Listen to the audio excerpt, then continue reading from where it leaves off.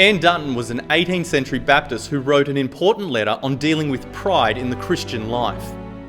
1 John 2:16 states that for all that is in the world, the desires of the flesh and the desires of the eyes and pride of life is not from the Father, but is from the world.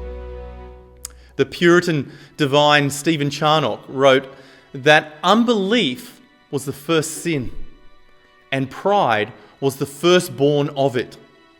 The scriptures speak firmly on the harm and even wickedness of pride. Dutton, in her letter on pride, outlines 14 points for Christians to adopt a repulsion, a hatred against pride. She communicates how grievous pride is to a Christian and what a believer's godly response should be. So at the beginning of this letter, Dutton affirms that all believers, due to the susceptibility of pride in their lives, should place their trust in Christ. She begins with Christ. Christ is where they begin for dealing with pride. Christ is where we begin for all that we do. Jesus is their victorious, sin-pardoning, sin-subduing, and grace-giving Master. In essence, the letter describes that our pride attacks and steals the glory due to the God who gave His Son and quickened us with His Spirit. The Christ that she calls all believers to place their trust in is the same Christ that they rob when the sin of pride reveals its ugly head.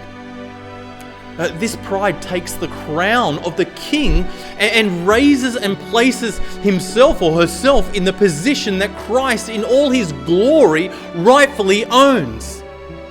We deserve no glory. This is how debilitating, damaging and destructive pride is to God's children. And any Christian should care deeply about this issue. So Dutton emphasises that the sin of pride is anti-gospel. Pride is contrary to the great design of God the Father in the gospel. For one to live a gospel life, they must battle with the sin of pride and quit living as a thief towards the cross of Christ and live more as a friend of Jesus. The sin of pride is an attack on the creator-creature distinction.